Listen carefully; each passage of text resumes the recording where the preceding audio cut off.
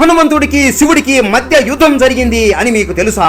రాముడు అశ్వమేధ యాగం చేస్తున్నప్పుడు తన గుర్రాన్ని వదిలి ఇది ఎంత దూరం అయితే వెళుతుందో అది అంతా రామరాజ్యం అవుతుంది. ఒకవేళ ఏ రాజు అయినా ఆ గుర్రాన్ని ఆపితే ఆ రాజు రాముడితో మరియు రాముడి సైన్యంతో యుద్ధం చేయాలి. ఆ గుర్రం వెళుతూ వెళుతూ మహారాజు వీరమణి రాజ్యానికి వెళుతుంది. ఆ రాజు ఆ గుర్రాన్ని ఆపేస్తాడు. ఈ వీరమణి శివుడికి మహాభక్తుడు. ఆపదలో ఉన్నప్పుడు నన్ను తలుచుకుంటే వచ్చి నీకు సహాయం చేస్తాను అని శివుడు మాట కూడా ఇచ్చుకుంటాడు. ఇలా గుర్రం ఒక రాజు ఆపేశాడు అని రాముడికి తెలిసి హనుమంతుడిని రాజ్యం మీదికి పంపిస్తాడు. అప్పుడు వీరమణి శివుడిని పిలవగా వీరభద్రుడు యుద్ధానికి దిగుతాడు. రాముడి తరపున హనుమంతుడు, వీరమణి తరపున వీరభద్రుడు, వీళ్ళ ఇద్దరి మధ్య ఘోరమైన యుద్ధం జరుగుతుంది. హనుమాన్ ఒక పెద్ద రాయి తీసుకుని వీరభద్రుడి రథాన్ని విరిచేస్తాడు. అన్ని శక్తులు ఉపయోగించి భయంకరంగా దాడి చేస్తూ ఉంటాడు. వీరభద్రుడు కోపంతో తన త్రిశూలాన్ని విసురుతాడు. కానీ హనుమాన్ ఆ త్రిశూలాన్ని కూడా ముక్కలు ముక్కలుగా విరిచేస్తాడు. హనుమాన్ జై శ్రీరామ్ అంటూ అరుస్తూ యుద్ధం చేస్తుంటే మూడు లోకాలు దదరిల్లిపోతాయి. ఇలా యుద్ధం ఎన్నో